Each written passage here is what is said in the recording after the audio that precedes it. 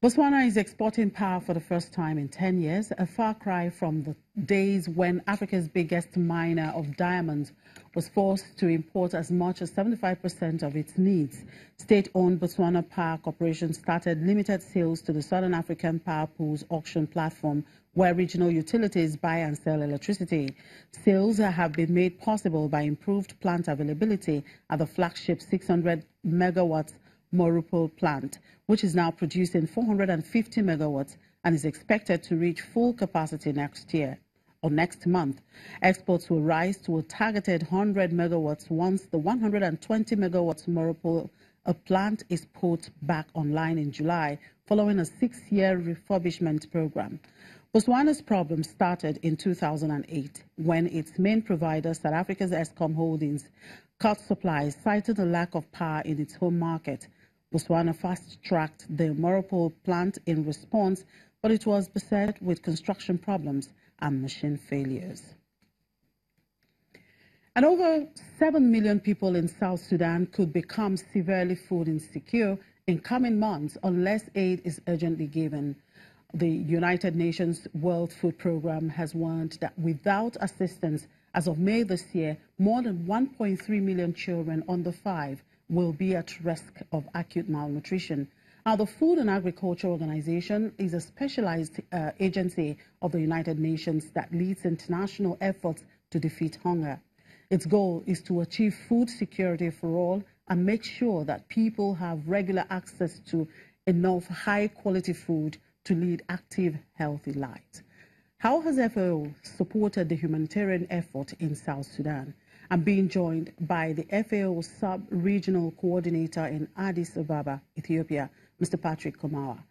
Good afternoon, Mr. Komawa. Good to have you on the show. Quite an age. Thank you so much. I'm pleased to be with you this afternoon, and we're glad to speak to you, Charles. Sure. So tell me, how bad is the food crisis situation in South Sudan? Well, as far as we know, and for those who are following up the issues in South Sudan, the country has been in conflict since almost immediately after independence. And as you know, when conflicts occur, rural areas where agriculture is practiced are most hit immediately, and they are the most affected. And with the protracted conflict in South Sudan, the agriculture and agro-pastoralist infrastructure has been depleted or destroyed. Farmers, pastoralists, etc., flee for their lives and become internally displaced or become refugees in other countries. It is estimated by the UNHCR that 1.9 Sudanese are now internally displaced, while 2.4 million are refugees and asylum seekers in neighboring countries, particularly in Uganda, who host about 1 million of them.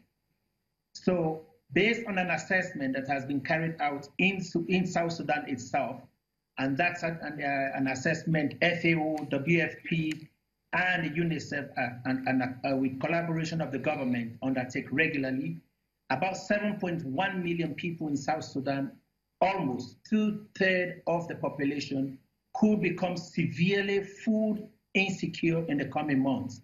And that's the lean period we are talking about. That's sometime in May, July, if sustained humanitarian assistance and access to conflict areas are not provided.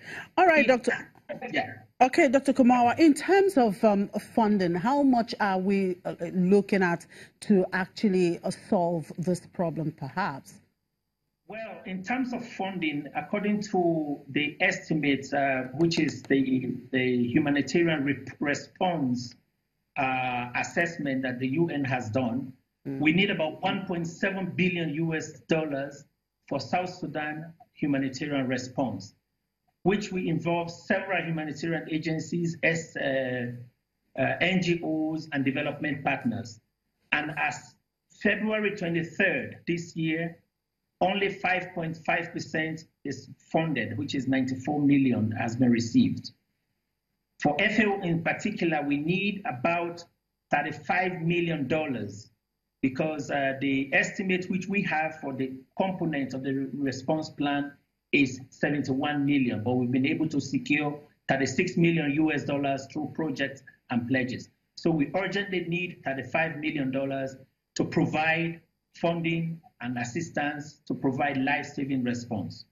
Now, reports say, and you just confirmed that aid groups are preparing for the toughest year on record. I mean, this year will be the toughest year on record, as almost 2/3 of the population will need food this year to stave off starvation and malnutrition. Now, how prepared is FAO to, face this? Well, indeed, no one agency can boast of being 100% prepared based on the magnitude and the complex nature of the situation. But as far as FAO we are concerned, we are targeting to support about, we are bringing on board our experiences from over the world over the last 70 years, and we are targeting to support about 4.8 million people this year, which is about 800 households in South Sudan. And we are doing this through one, provision of livelihood support for food and vegetable production, in the area of livestock health, and in the area of livestock support for fishermen and fisherwomen. So these are areas FAO has a huge capacity. In terms of crop production, we are looking at supporting the production of 300 metric tons of cereals, where there is no security problem, providing improved seeds to farmers. And we are looking at providing about 6,000 metric tons of seeds, which will be distributed in this year. Last year, we provided 2,000 metric tons, which was 98% of which was planted. We are also providing vegetable seeds, 8 types, with the aim to diversify the nutrition at the household level. And for the pastoralist communities, we are supporting the vaccination of cattle, small ruminants, goats, and sheep, because livestock production is a mainstay in that country.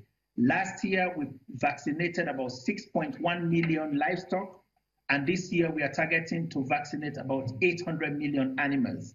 To the fishing communities, we are providing fishing gears, fishing equipment, nets, and also building their capacities to process those fish.